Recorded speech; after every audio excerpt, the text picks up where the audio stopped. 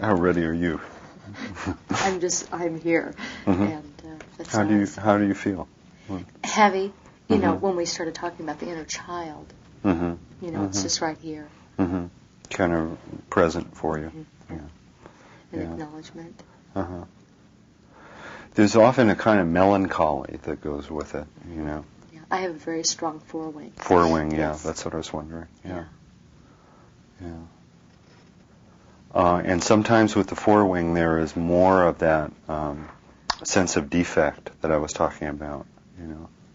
In other words, if you remember, we were saying that in a way within three-ishness, the drive to become somebody you're not, and the drive to improve and the drive to achieve is in the service of becoming a self that is not you now, but going to be. And in the driving to become that self, which is a continuous becoming, there's also an evasion of another self that is usually younger and experienced as kind of a little bit deformed or inadequate or insufficient or feels rejected somehow, usually. And then the push, this drive to achieve doesn't exist in a vacuum. It's actually in direct proportion to this sense of kind of, you know, something I'm trying to get away from. Humble roots, I'm trying to rise above, that kind of thing, you know. So what was that in your case? I know that in my therapy, I'm a survivor of incest, that in my meditation, working with a therapist, that going back to inner utero work, that my mother was pregnant with me when she got married. Mm-hmm. So therefore, which was about 6 weeks prior, therefore it was the sense that I was, you know, I wasn't to be here. There was that flaw. There was the failure. There was a memory for you of that. Yeah, well, because or a feeling or something. Yes, you know, mm-hmm. Going back, it was, you know, I'm coming, but Mom doesn't want me, mm-hmm. and there's the failure. I mean, it's as if the moment I was here, I was failing. Mm-hmm. Mm-hmm. You know, and so that has always, and that has only been in the last 4 years of recognizing that, working with it, but that's today what you're it running seemed from. to really hit. Even, mm-hmm. I mean, I went immediately back to the visual of the fetus, uh-huh. of myself, uh-huh.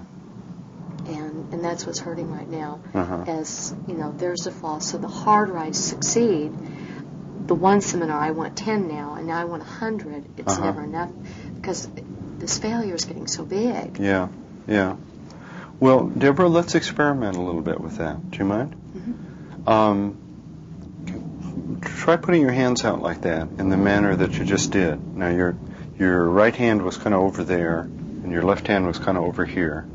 And put them as sort of up in the air and as far apart as possible, as if to locate in space where failure and success are. Yeah. There's failure. Yeah. And that's why I kept looking at your hand. Mm-hmm. Mm-hmm. Because there was that fetus right there. Uh-huh. Uh-huh. And that's over there? Mm-hmm. Yeah. Yeah, okay. And then put success over here. Who's successful? The Deborah that gets in front of people and mm-hmm. teaches what mm-hmm. she believes in. Mm-hmm. What she believes in. Yeah. Right. And trying to help people find a sense of wholeness. Uh-huh. Mm-hmm. Yeah. And then if people don't believe me or don't understand, then they feel, oh, it's heavy. Mm-hmm. It is heavy. Mm-hmm. That's interesting. Yeah. It gets heavier. It does. I mean, I can hardly hold my hand up. Yeah. Yeah. And so, of course, having seminars this past week, and of course, there's always the skeptic 6 that's sitting there. Uh-huh. Yeah. And so, of course, my hand's heavier. And what's the skeptic saying? The skeptic says you didn't do that good enough? Yeah. You know, then, of course, then I internalize that failure. Uh-huh. And you get heavier. Yeah, I get heavier. Well, so your body's speaking its mind right now. Yeah. Mm-hmm.